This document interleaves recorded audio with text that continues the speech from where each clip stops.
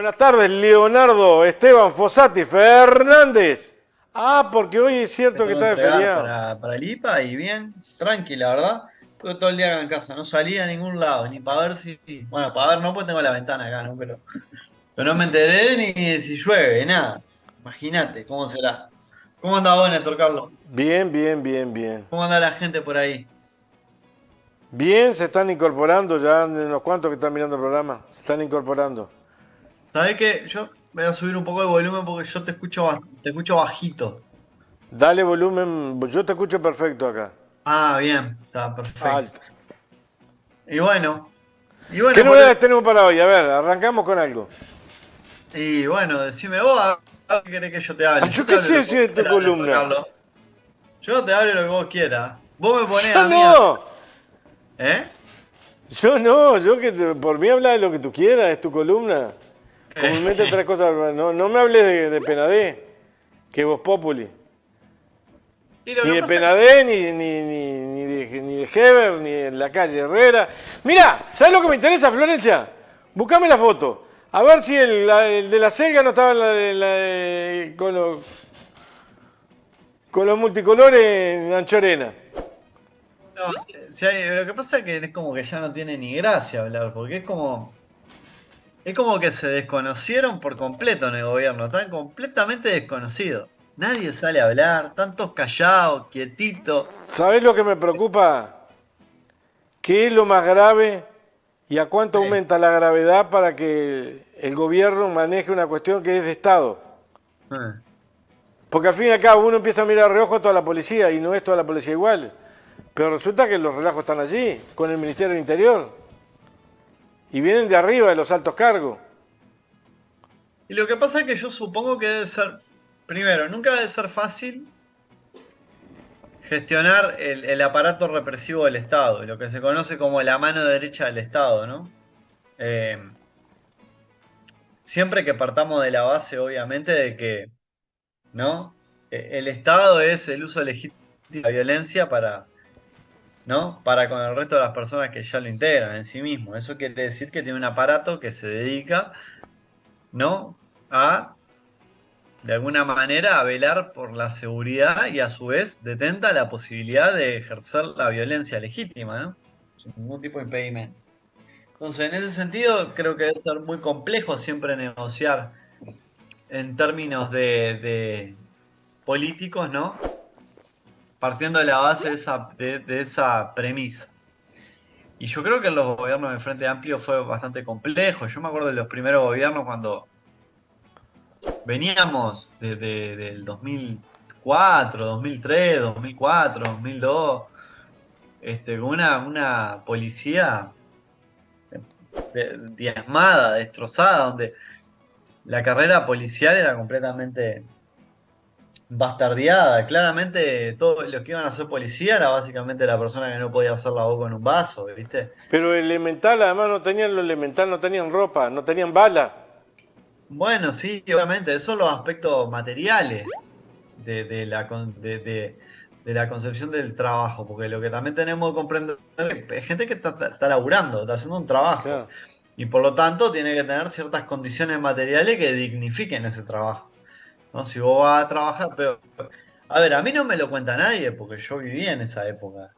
Y yo me acuerdo de ver a los oficiales uniformados, en los Volkswagen Senda, no sé si te acordás, en los Volkswagen Senda o todo así, o en los Passat, en los Passat cuatro puertas creo que eran, todo estartalado, ¿no? Con el funcionario policial con la ropa toda decolorada, muchas veces en algunos casos media remendada, ¿no? Con los zapatos todos medio rotos, que claro, daban cuenta de una precarización del trabajo de la policía muy grande, ¿no? Y eso tiene que ver con los aspectos los cuales después uno se para a negociar, porque cuando uno brinda condiciones completamente nefastas a un trabajador, claro, es lógico que después sucedan las cosas que suceden, ¿no? Y, y yo eso lo vi, no me lo contó nadie, y creo que hay mucha gente que mira este programa que también lo vio, y no es que un relato, porque ahora parecería ser como que estamos en un tiempo de la posverdad que parece que la gente se golpeó la cabeza y puede recordar, se golpeó la cabeza, le dio una amnesia y solo puede recordar del 2010 para adelante, ¿viste? Y a veces ni eso. Este, a mí me gustaría preguntarle a alguno de estos periodistas biberoneadores que andan por la vuelta, a ver si se acuerdan, aquellos que hacían los programas como en el 2004, como Zona Urbana, 2005, ¿no? Si se acuerdan, porque como que se han olvidado, ¿viste? Y yo creo que hubo una gestión bastante importante que tuvo que ver con la dignificación de la carrera policial, que tuvo que ver con la cantidad de recursos destinados hacia la policía, que a su vez eso rebate un poco el discurso de, no sé si te acordás que por allá por el 2014 se decía que no paraba de entrar gente al Estado, y me acuerdo que en aquel momento salió tipo, el Ministerio del Interior salió a mostrar las cifras y el Ministerio de Salud Pública en donde había ingresado más gente a la función pública a trabajar, o sea, al Estado a trabajar, y habían ingresado al Ministerio del Interior, a la carrera de policía y en el sistema de salud. O sea, contrariamente a lo que decían el Partido Nacional en aquel momento, ¿no? Que decía que en el Estado que el Frente Amplio lo único que hacía era meter gente para dentro del Estado para así aumentar el costo y todas esas pavadas y pelotudeces que todo el tiempo dicen, y que en algún momento la gente se indigna y dice eso no puede ser, pero que después pasan 5 años, la gente se desconoce, se hace la otaria y dice, ay, es cierto, qué caro, es caro vivir en Uruguay porque es caro el país. No, no, porque hay mucha gente que trabaja en el Estado, es caro por eso. No, señora, no, no es caro por eso el país, es caro por otras cosas, pero precisamente por eso no lo es, ¿no? Y también me gustaría recordarle a un montón de personas que en el primer gobierno de Sanguinetti, para cortar con lo que se llama el famoso gasto público, se puso un tapón al ingreso de funcionarios a los servicios del Estado, lo cual se tradujo en un deterioro flagrante del servicio brindado, obviamente, ¿no? ¿Por qué? Y porque no había gente para laburar, la gente tipo se iba jubilando y no se iban renovando las plazas, lo que iban haciendo era acomodando gente, que eso lo han hecho históricamente y lo siguen haciendo en todo el interior del país, ¿verdad? A través de los municipios hoy en día, pero principalmente a través de las intendencias, que es su principal bastión político para catapultar su carrera política, es decir, meter gente a cumplir funciones, así sea, no sé, apretando tornillos a cobrar un sueldo igual escalafón, no sé, 8 9. Y conozco casos, y todos conocemos casos. Cualquiera que viva en el interior del país, cualquiera conoce un caso. El problema es que ahí nosotros estaría bueno que nos interpeláramos de cuál es nuestra concepción como sociedad hacia el futuro y hacia adelante, ¿no? Entonces, cuando vemos y accedemos a cierta parte del discurso público que su sueño es tener un cargo público, ¿no? Para que para el día de mañana no hacer nada, y bueno, ahí el error ya no es del sistema político, ahí el error o el problema está incrustado en la base social. Yo quiero ser funcionario público, así me echo para atrás y no laburo nunca más. Y la verdad que es un problema que es más grande que la gestión política. Tiene que ver con la cabecita que tenemos como sociedad, ¿no? Pero que bueno, responsabilizamos muchas veces a los gobiernos, cuando en realidad somos las personas las que deseamos eso. Y por lo tanto, nuestros gobernantes no son ajenos, no son personas que vienen de Marte o de otro planeta Saturno. Se comportan de la misma manera. Y sus votantes y sus caudillos en distintas zonas tienen las mismas conductas y las mismas prácticas. A veces más espurias, porque están menos controladas. Entonces de repente te podés enterar que en el interior del país, yo qué sé, en alguna zona de frontera y todo lo demás, y sí, los que trabajan en los municipios, los que trabajan en la intendencia, todo eso tienen naturalizado completamente lo que es el contrabando, por ejemplo, ¿verdad? Pero no solo el contrabando de bienes contrabandeables porque son más baratos en la parte de Brasil, porque la mayoría del contrabando se da en territorio de frontera seca, sino también el contrabando de otro tipo de cosas y otro montón de situaciones que se transcurren el universo de la frontera, los departamentos de frontera, la gestión de los departamentos de frontera, que se vinculan estrechamente a la corrupción y al tráfico de influencia. Y nosotros acá en Montevideo no lo sabemos, muchas veces no tenemos ni idea. Sí nos sorprende cada tanto que, bueno, en Rivera siguen votando a los colorados. A pesar de que vas a Rivera y ves cosas que parece que tú eras en el siglo XIX o en el siglo XX, ¿no? Pero bueno, la gente lo sigue votando. Y nosotros acá de la centralidad de Montevideo no entendemos nada. Seguimos hablando de las discusiones que la policía, esto, lo otro, bla, bla, bla, pero bueno, nos desconocemos en relación a cuál es la situación de los distintos países, de las distintas, ¿no?, regiones del país. Entonces, es bastante complicado, pero bueno, yo creo que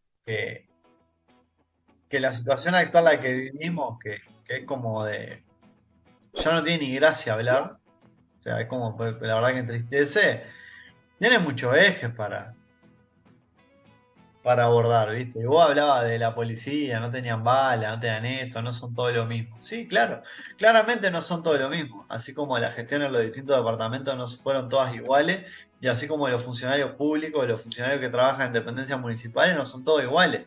El tema es que las imágenes que se dan hacia el afuera, en el sentido que hay un aparato que legitima eso, y ese aparato es el Estado, es terrible y hace un daño enorme.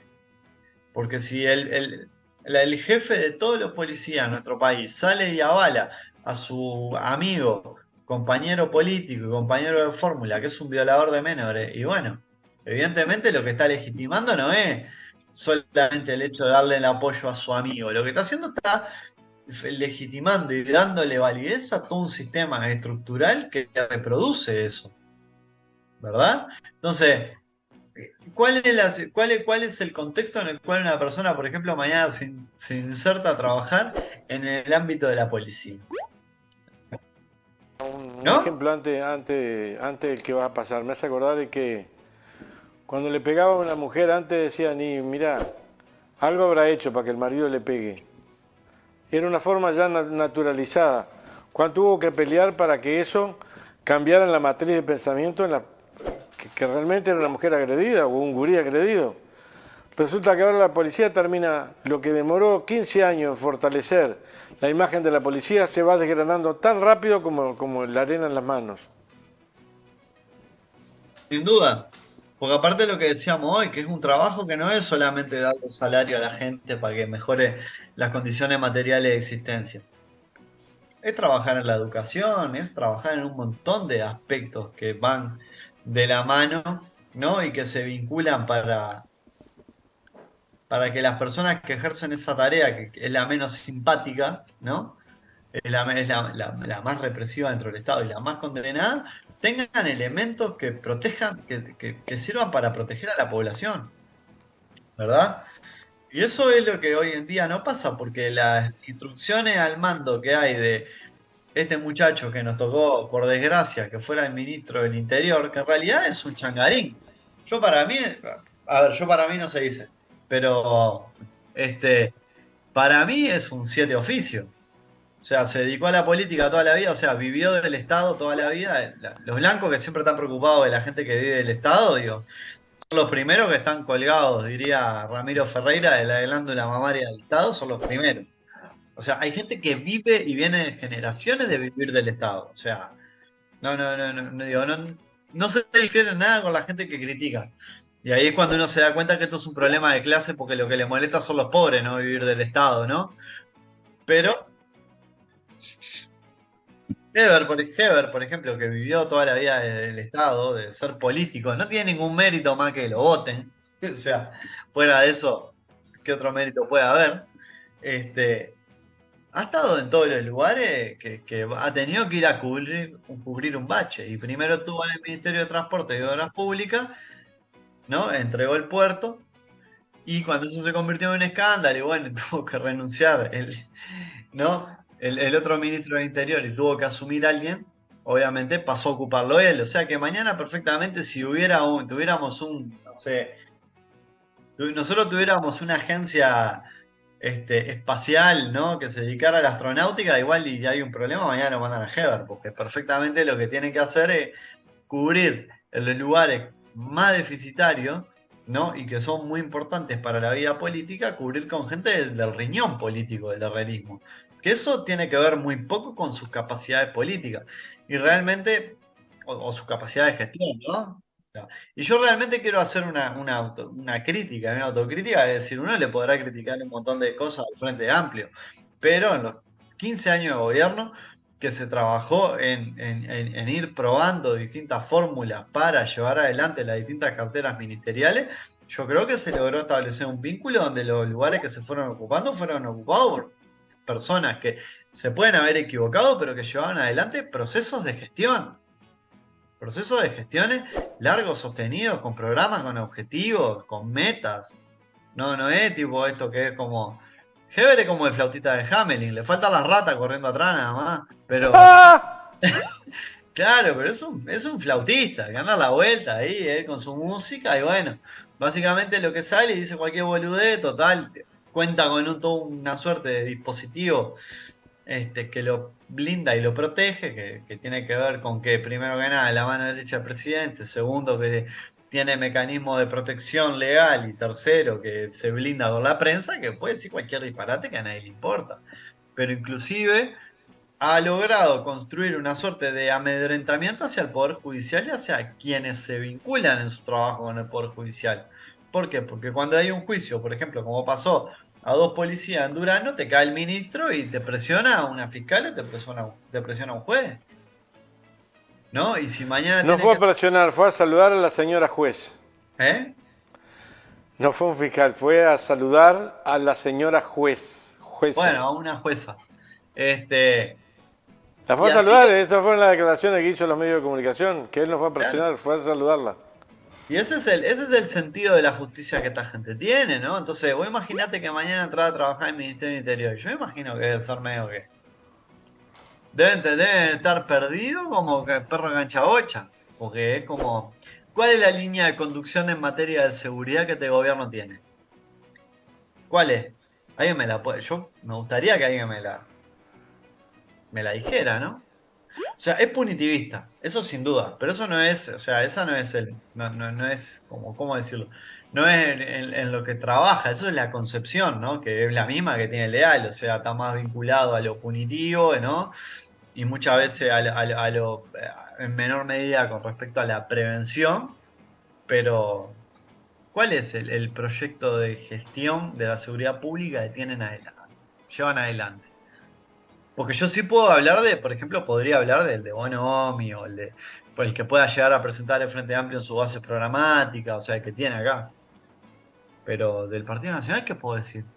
Que básicamente lo que hicieron fue probar suerte, desprotegiendo a sus funcionarios, precarizando su labor, ¿no? Pero no solo precarizándola porque les congeló salario o porque cayó el poder adquisitivo, sino precarizándola porque le brinda menos garantía.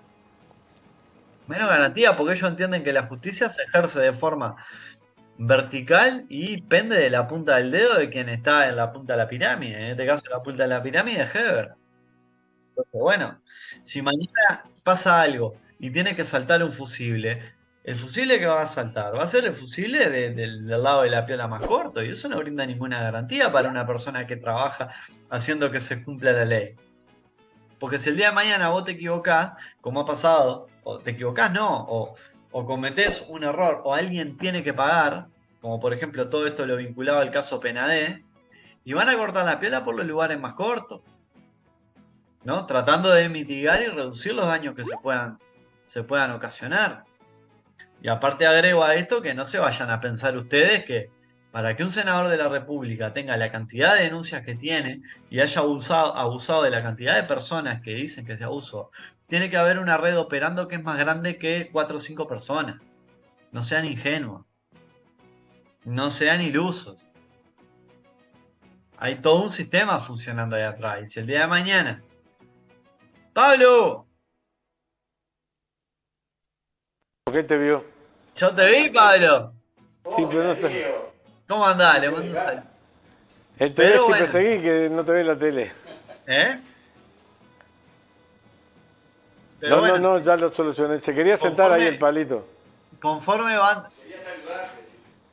mandar el saludo, conforme van surgiendo distintas conflictividades dentro de lo que es, en este caso, hoy justo estamos hablando de los funcionarios del Ministerio del Interior, ¿no? Y la policía principalmente, el respaldo que puedan obtener del ministro es depende de qué tanto le pueda servir o qué tan negativo puede ser lo que haya pasado en relación a que lo pueda usar o no, a favor o en contra políticamente. Y eso no brinda ninguna garantía a un funcionario policial. Ninguna garantía. Porque en realidad va a operar en el ejercicio de la justicia de forma política. Esa es la realidad.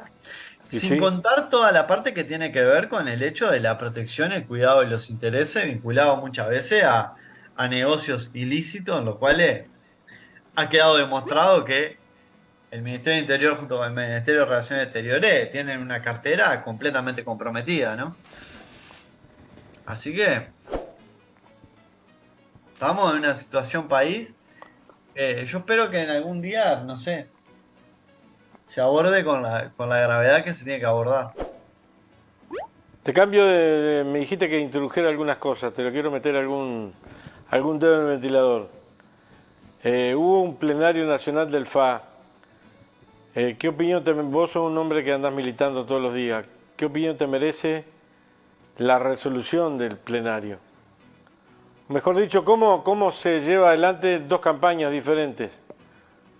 O No una. te, no te entiendo porque me siento como que estabas hablando de una pecera. A ver de nuevo, decime. Como bajo el agua. No te entendí. Me dijiste algo del plenario nacional del FA. Y Estuvo no. reunido el plenario nacional del FA. Sí, Sacaron resoluciones. sí. Me escuchás mejor porque técnicamente lo están arreglando, el Zoom se nos había caído. ¿Me escuchás mejor ahí? No. No, no escucho mejor. Vos Está arreglándolo de acá, me estás seguimos preguntando hablando. si qué opino yo de las resoluciones que sacó el FA. Sí, sí, ¿cómo llevarlo adelante? Mm, ¿Qué decirte, Néstor Carlos? Porque en realidad hay una... La solución es la adecuada.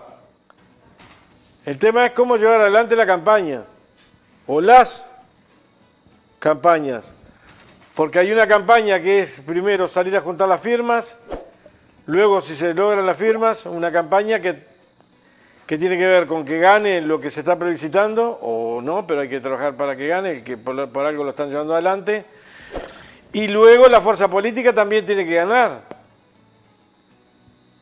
Bueno, pero ahí hay una tensión que no sé cómo va a decantar, que tiene que ver con el objetivo de la juntada de firmas y con que el Frente Amplio dio libertad de acción para llevar adelante la tarea y no se ha encolumnado con un discurso claro respecto al tema, ¿verdad? De hecho, ha Está sido, bien, pero eso hace más difícil claro, lo que seguro, hay que resolver, o sea, el navegar, el andar en el mismo bote, se hace claro, más complicado.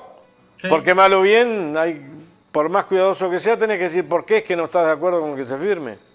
La libertad de acción es una toma de posición, o sea, la libertad de acción es como la gente que defiende la objetividad como si tal cosa existiera, ¿no? Y la libertad de acción en realidad es como una toma de posición por no ir por la recolección de firmas, el entendido que si tomo la recolección de firmas como una bandera política para llevar adelante, puede repercutir electoralmente en la medida que yo pueda tener, o que yo pueda tomar, o en la campaña que yo pueda desarrollar. Y por eso me parece a mí que ahí hay como una tensión dentro de las fuerzas que componen el Frente Amplio en relación a que algunas tienen una concepción vinculada a que el proyecto político tiene que estar por encima de los intereses electoralistas y hay otras que entienden que los intereses electoralistas están por encima de los proyectos políticos. Por lo tanto, y cuando me refiero a los intereses electoralistas, puntualmente me refiero a ganar las elecciones, ¿no? Este, Eso está muy vinculado también, sin contar, mirándolo. sin contar, Néstor, dame un segundito, que tiene que ver con una concepción vinculada a una forma de pensamiento y una forma de comprender cómo ideológicamente se tiene que dar determinadas discusiones.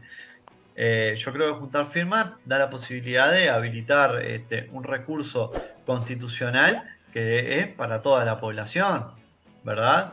Y que nosotros de alguna manera tendríamos que entenderlo de esa manera y no entender que es como estar viendo a ver qué tanto me puede perjudicar o no.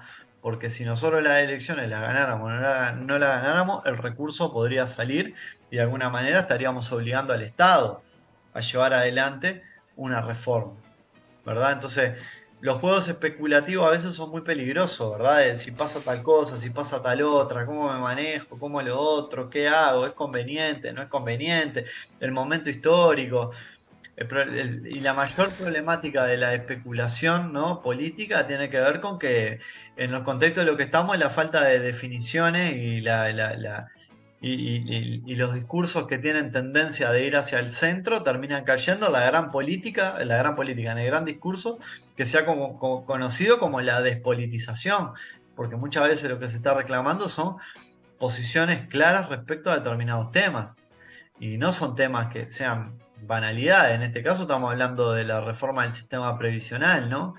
Que ni más ni menos se vincula, hasta si querés, con una concepción, como decía hoy, ideológica de comprender que yo no tengo ganas de morirme laburando, que yo digo, no estoy dispuesto a contribuir a un sistema mixto de aportes, sino que me interesaría contribuir exclusivamente al sistema de la previsión general, ¿no? En el cual se pudiera ampliar, ¿no?, todo lo que está vinculado a las prestaciones que la previsión brinda y a su vez subir o equiparar las jubilaciones, ¿verdad?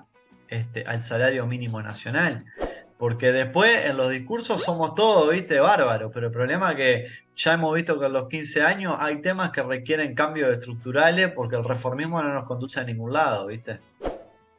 ¿Por parte del partido o hay una incomprensión por parte de las bases del movimiento social? Vos me estabas hablando de si es un tema del Frente Amplio o si es un tema de la base social. Pues sí. Y bueno, a mí lo que me parece es que primero que nada hay un antagonismo construido ahí que es medio ridículo, porque hablar de las bases sociales y hablar de las organizaciones sociales, como se suele hablar cuando se evoca discursos del Frente Amplio, desconoce que las organizaciones sociales son, por ejemplo, el PCNT, que es la organización más grande, la organización social más grande que hay en todo el país.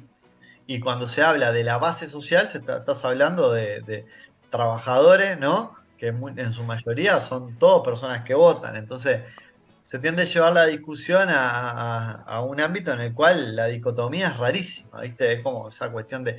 Yo creo que la incomprensión es de objetivos políticos, ¿verdad? Y en esa incomprensión de objetivo político, Para mí, ¿no? parémonos por un instante, porque se nos viene Gerardo Bleyer, parémonos un instante, decir, las dificultades que tuvo la izquierda o el polo progresista para ganar en Brasil, las dificultades que tuvo Petro para ganar, ayer Sí, se pierde en Ecuador, sí, hay dificultades en Argentina. sí.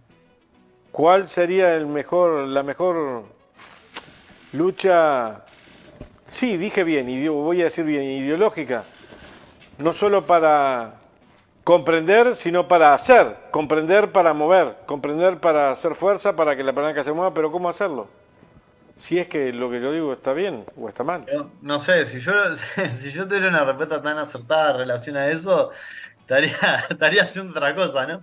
Pero lo que creo es que primero que Pero nada, soy antropólogo. bueno, está, pero antropólogo no es sinónimo de todólogo, vos, ¿qué te pasa? Claro. Yo creo que hay una cuestión que tiene que ver con que primero que nada la salida a juntar firmas para el plebiscito plantea un horizonte de amplitud mucho más grande, ¿verdad? Porque es un tema que nos involucra a todos como sociedad. Pensar, ¿no? Discutir, problematizar y poner en el tapete cuál es el futuro que tenemos para nuestro país. Eso más grande. Por eso digo que es un tema de objetivos, para mí es un tema de objetivos políticos en el buen sentido de la palabra. O sea, la fuerza política quizás está pensando en cómo conquista las elecciones. Capaz que no estaba pensando en cómo construir mayores consensos. Yo no lo sé. Digo que me parece que es un tema no vinculado, no es un tema de si las organizaciones sociales piensan y el Frente Amplio, porque si no, posicionamos a las organizaciones sociales y a la fuerza política como dos entelequias que están en una tipo que no sabemos quiénes son. Pero también es cierto que Entonces, cualquier partido que gane, cualquier clase social que gane, tiene que, si llega a través de los votos, tiene que indudablemente abastecerse a quienes le prometió determinadas cosas. Sí, eso sin lugar a duda, eso es el ABC de la política, ya lo dijo Lust cuando le preguntaron, bueno, en fin, no importa, iba a hacer un chiste, pero no me quiero extender. Este, sí, sin duda que sí. A lo que voy es que la capacidad de conducción de una problemática social se va a canalizar por el lugar que se entienda que va a representar a la necesidad que esa masa social tiene. El problema es que las discusiones que se quieren dar se entienden que están en momentos distintos, por eso digo que es un tema de objetivos políticos distintos. Por algunos lugares he escuchado dentro de algunos del Frente Amplio, algunos representantes que rápidamente salieron a ponerse algunas vestiduras por si tal o cual medida, ¿no? O si ir por un lado o ir por el otro, sin analizar quizás una situación más de carácter macro y a nivel regional. Y por otro lado, he escuchado a otros que han tomado más tiempo en posicionarse, en el entendido que discutir y profundizar sobre la reforma de la seguridad social es una discusión muy compleja y que hay que llevarla a distintos ámbitos de discusión. Pero bueno, por lo pronto la fuerza política ha dado libertad de acción a sus militantes, que muchos de ellos integran organizaciones sociales que van a salir a juntar firmas. Por eso digo que es rarísima muchas veces esa dicotomía entre las organizaciones de las sociales. ¿Quiénes son? ¿Quiénes son las organizaciones sociales de las que hablan? ¿Juancito Pedrito o alguna otra? ¿Me explico? Sí. No Sí, sí, construyamos. estamos hablando de las ollas populares, estamos hablando Bueno, de fútbol, estamos hablando del Congreso del claro, Pueblo, estamos hablando de un montón de gente que anda a la vuelta exacto. que se Sí. reúne como ¿Sabes qué? organizaciones sociales. Sí, estoy sintiendo un olor a plástico quemado. Yo espero que no sea la computadora, pero me parece que no. Me parece que viene de afuera. Exactamente, pero lo que digo es que vos me preguntabas ahora en relación a eso y yo te decía, bueno, hay una tensión de que se tensa, ¿verdad? El campo político, porque hay como dos cuestiones que disputan la discusión, que una es la construcción de la campaña electoral con su jalón previo que va a ser las precandidaturas, ¿verdad? Que va a lanzar posterior al Congreso, ¿no? En diciembre del Frente Amplio, seguramente ya empiece, ¿no?